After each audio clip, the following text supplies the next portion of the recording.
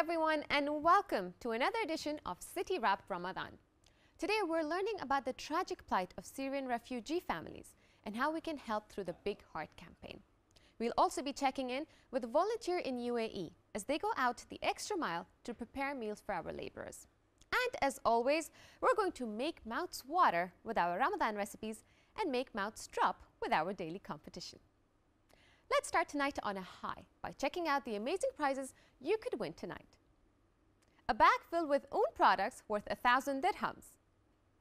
500 dirhams to spend shopping for your kids at Katakit. Meal vouchers for Wafi restaurants. Iftar vouchers for the Address Hotels and Resorts. A bag filled with products from Rimmel. And a watch and 2 perfumes from Paris Gallery. To win these prizes, stay tuned to find out how you can take part in tonight's competition. Now, before we get to that, let me tell you about a group of volunteers who are giving away an altogether different prize, one of kindness and compassion.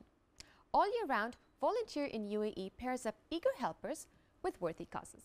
Tom Urquhart recently went down to see what they're doing to help out the UAE's laborers.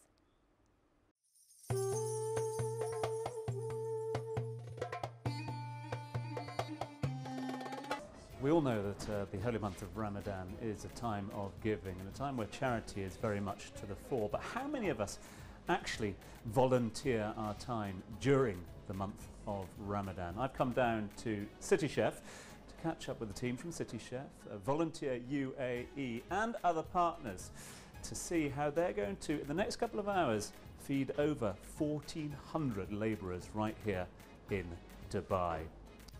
It's a little bit frantic at the moment. It promises to get a little more so as time goes on. But let's head into the kitchen and see how the chefs and the volunteers are going about their charitable task. Why did you get involved in this initiative? As you know, the City Chef is catering. Yeah. It is our business opportunity, and Ramadan we are a partner for that. This kind of job for all, and yearly we are involving as partners, and at the same time it is our line of business.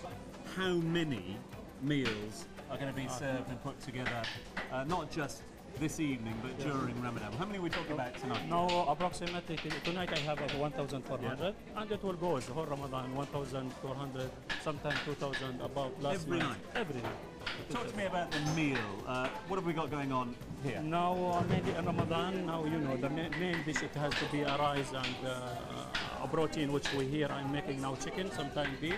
Today I have a chicken biryani. Yep. Now what I'm doing here, as you see, the food all has to be cooked and keep in a camera box where the food has to maintain a temperature above 70 for controlling. You know, temperature is the main thing to controlling the food to avoid poison or anything. So the hygiene of the food is crucial to the process. This is the first we have to do. Yeah. This is even a huge quantity. The hygiene is the main and our standard.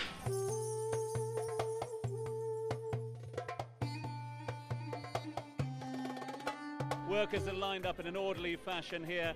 The volunteers of Volunteers UAE are down here as well. Why volunteer? Why not? Everyone should be doing this. It's Ramadan, and also throughout the year there are so many of these initiatives by Volunteer in UAE. It's an amazing opportunity to give back to the community in Dubai. I want to be part of it. It's great to be part of them. I'm really happy to be helping out people. It's a great joy. Just tell us about the sort of background. This is now the 5th year. Karama Canteen's been going for 5 years, yes. It originated in Karama, hence the name, where we came across a couple of abandoned labourers at the time of the crisis. You know, there was a lot of men found themselves with nowhere to go, and we started feeding them with women cooking the food in their homes. Obviously then with taking into consideration the Ministry of Health and their regulations, we had to involve a catering company, and now during Ramadan we're looking at 57,000 men. 57,000 men over the next 4 weeks yeah, or so. What about your volunteers, those that give their time from all different backgrounds, all different jobs, men, women, all different ages as well, coming together under the banner of Volunteer UAE? Are you seeing an increase in numbers this year? I've got more members than I can find opportunities for, actually. We've just hit 231,000 hours volunteered in the country, and that was comprised over up from 500 to 600 events like this every year. But there's such good-willed people here. So many people want to give their time, which is just as valuable as money, which is our entire premise. And I love it. People, as you say, from different countries, different ages. I'm quite sure if everybody here that's volunteering was shopping in Choitram, they wouldn't be talking to each other. But when they come here, they realize there's a common cause, and we're all the same. You know, it's also not so much about the meal. It's about letting these guys know that someone notices them. It's more than just the meal. We need the meals sponsored. If the meals don't get purchased, then we can't distribute them. So hopefully, you know, the word will spread. We did deliver 37,000 meals last year. And obviously when we were delivering last year in a camp, neighboring camps, as you've seen, neighboring camps come around and say, well, why aren't you helping us? So we put them on the list and we promised we'd try and come back this year. Get involved, hope to make a difference for all these men and the 50,000 plus they're looking to cater for over the month of Ramadan. The hairnet goes away. I'm going to take my place in line. Thanks very much for joining in.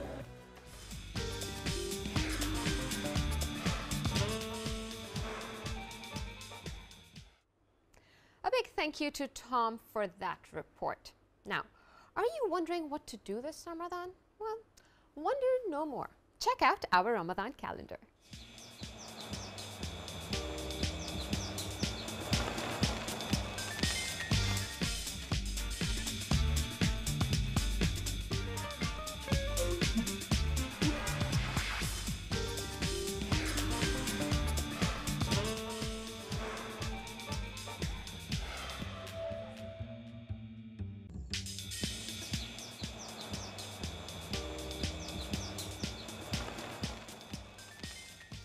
Time for a break. We'll return in just a few minutes to make hearts even bigger with a Big Heart for Syrian Refugee Children campaign. And of course, if you're a foodie, make sure you stay tuned to learn how you can whip up a detoxifying meal. Stay with us.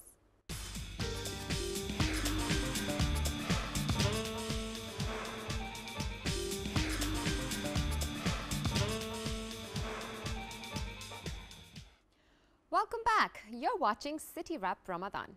We're at it again with our mission to inspire you into taking action this Ramadan. Today we'll be telling you about the Big Heart campaign, an initiative widely recognized for reaching out to Syrian refugee families to help them in their desperate hour of need. Ziad Ayed, the External Relations Officer for the United Nations High Commissioner for Refugees, is here to tell us more. Welcome to the show, Ziad. Thank you for having me. So the crisis in Syria is now being referred to as the biggest humanitarian appeal ever witnessed in human history. What kind of reality are many of these Syrian refugees facing?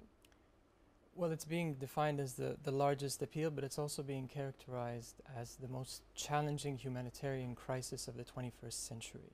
At present, there are 1.8 million Syrian refugees registered with UNHCR in the neighboring countries. 3/4 of these are women and children. 50% of these are children, and the bulk of these are below the age of 11. So you're dealing with an extremely complex humanitarian challenge. There are between 5,000 and 6,000 on a daily basis crossing into the neighboring countries. Every 14 seconds, a Syrian refugee crosses into the neighboring countries. Wow. I think the escalation of violence inside Syria obviously has a direct impact on the outflows. And without a doubt, children and women are paying probably the most difficult price. It's very sad. Do you see the situation worsening with time? Unfortunately, I think the situation is worsening with time. We recently, the High Commissioner for Mr. Antonio Guterres made a statement whereby he called it the fastest growing refugee crisis since the Rwandan genocide of 1994, almost 20 years. You have 6,000 people crossing every day. It's expected that by the end of the year, half of the Syrian population will be reliant or dependent on humanitarian aid. So without a doubt, it's probably one of the most difficult, one of the most challenging humanitarian crises that the world is facing today. Like you mentioned that they will be depending on humanitarian aid. How can people help? Who are the donors for this campaign? Well, so far, the Big Heart campaign for refugee children, spearheaded by Her Highness Sheikh Jawahir, the eminent advocate for UNHCR. The campaign was launched on June 20th. It's ongoing. The response has been extremely positive from the people of the UAE.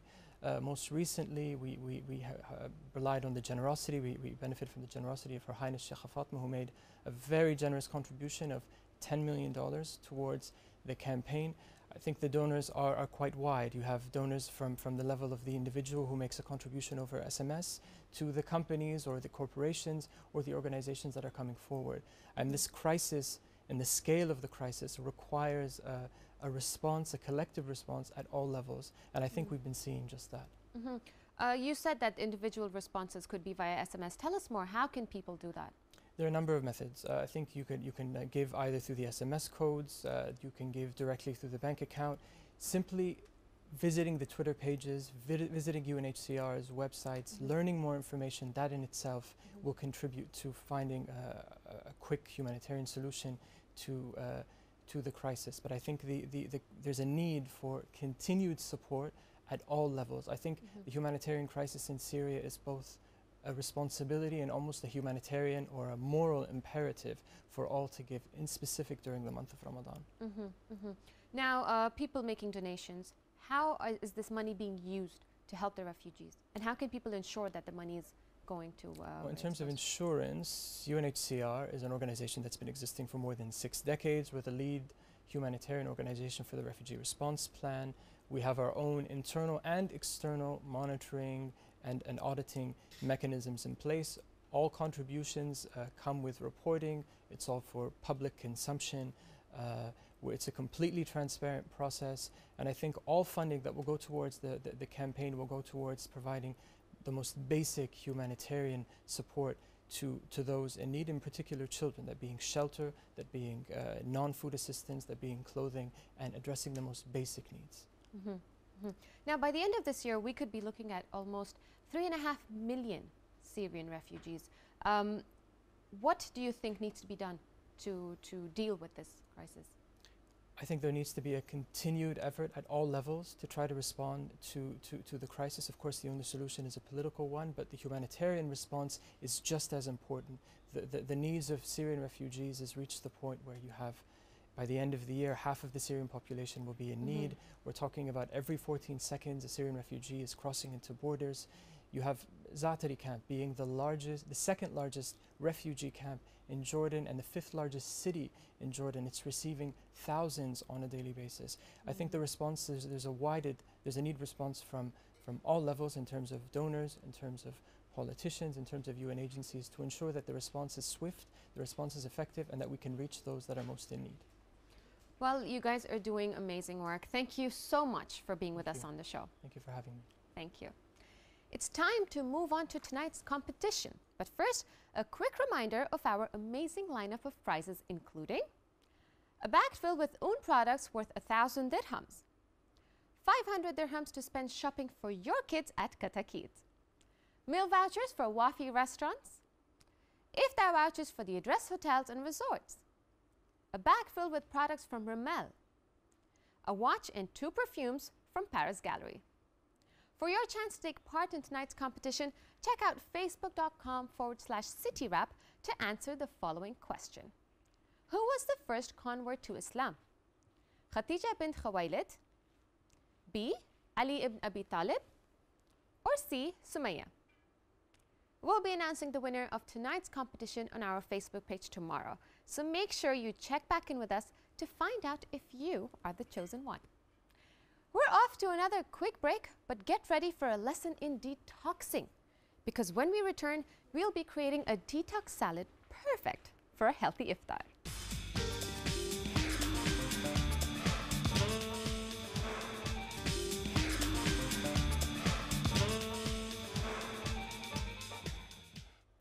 Welcome back to City Wrap Ramadan. You're watching our daily Ramadan recipes. And today we're delighted to be joined back in studio with the one and only Samir Miglani from the Movenpick Bur Dubai. Chef Samir, Mission Detox. Absolutely today, Ilham. That's the whole purpose that I come here with all these lovely ingredients, which I'm sure you you and the viewers know. But I think that's what we're going to be educating of how to detox yourself, which is a part of the Food for Life at every Wednesday at the Move and Pick Bar Dubai. Lovely. Let's get started. So I want to know. Yeah. So today we have nothing fishy, Ilham. We don't have to scale anything. We just have a clean. Thank the Lord.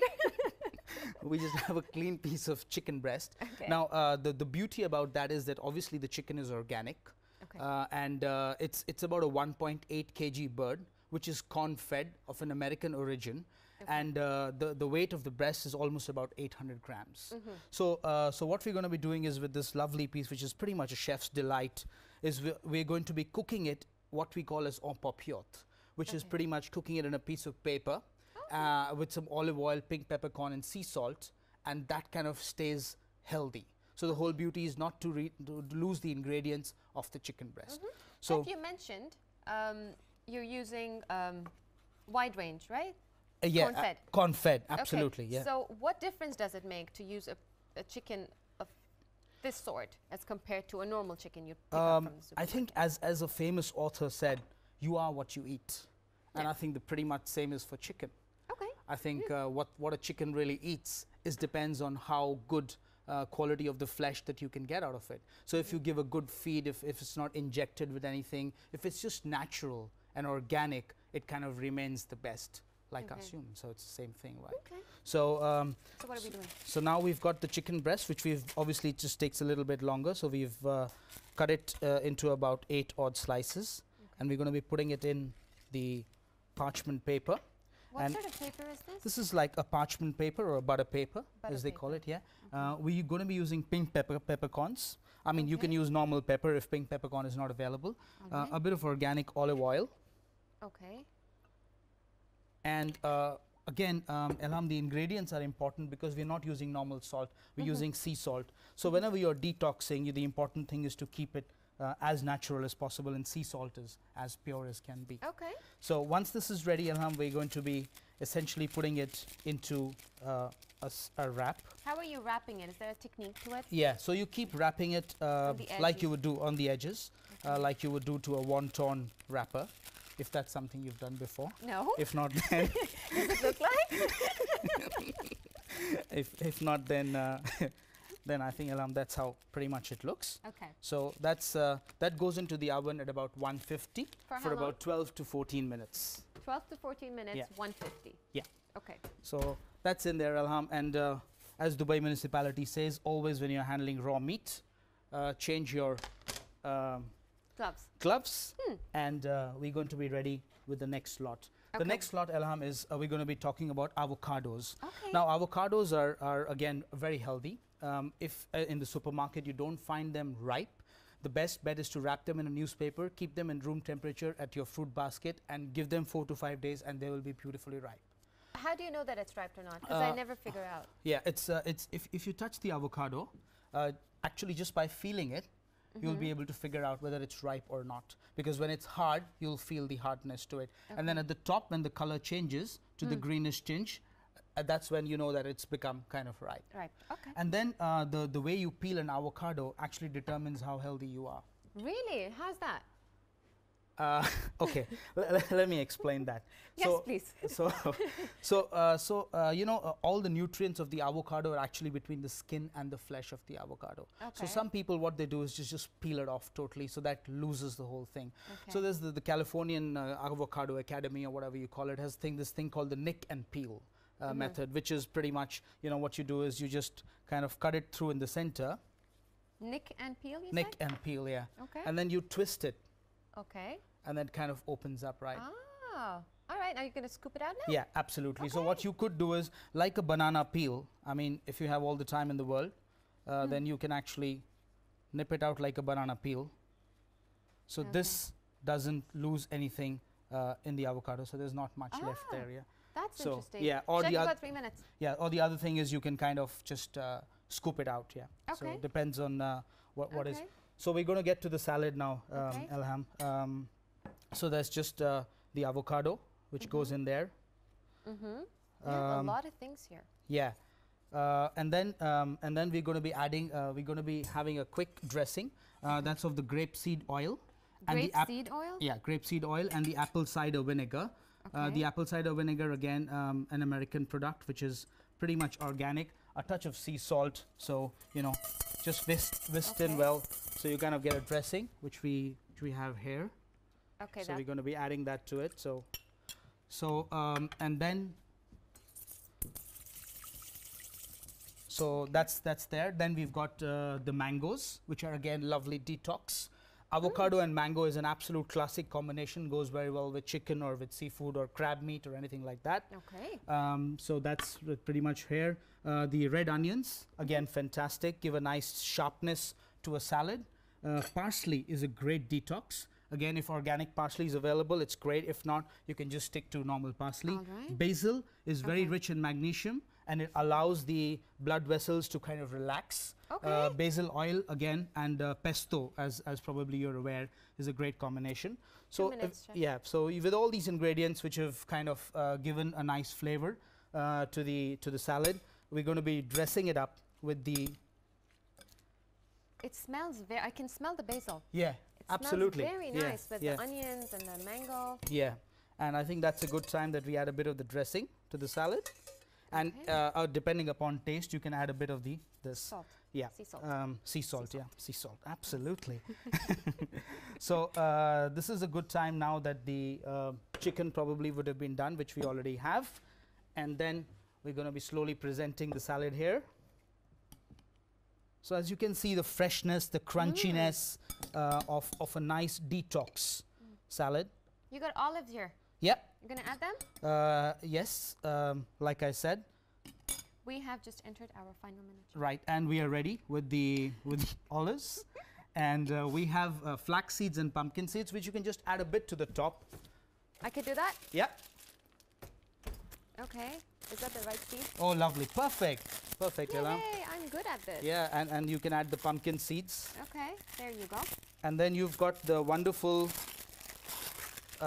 chicken. Oh, it smells so nice. Yeah, which is again, you know, kind of fits very well here. And then the last bit is this magic seeds, which is called chia seeds. They're extremely rich in fiber. What are they called? Chia seeds. There's quite a rage worldwide these days. The origin is Australia, South America, and just a teaspoon of them, and they are very good in terms of holding the nutrients in the body and the moisture. And they keep you a little bit full, so it almost helps you to lose a little bit of weight. Chia seeds is the names. Yeah. Lovely, chia seeds. Chia seeds, and that's for us a nice detox salad. And if you like, with a bit of gluten-free bread, if you like, on the side, you can have for a bit of a Thank you so much, Chef Samir. It was lovely, and this really smells, and I'm sure it tastes amazing. Thank you so much. Thank you. That's it for tonight's show. We'll see you tomorrow with the organization that's busy setting up Dubai's first orphanage, as well as a closer look into some of the wonderful Ramadan traditions carried out around the world. And make sure you pay particular attention during our last week. We will be having a massive giveaway up for grabs that'll include an overnight stay for 2 people at Address Dubai Mall. But for now, have a lovely iftar and evening. Good night.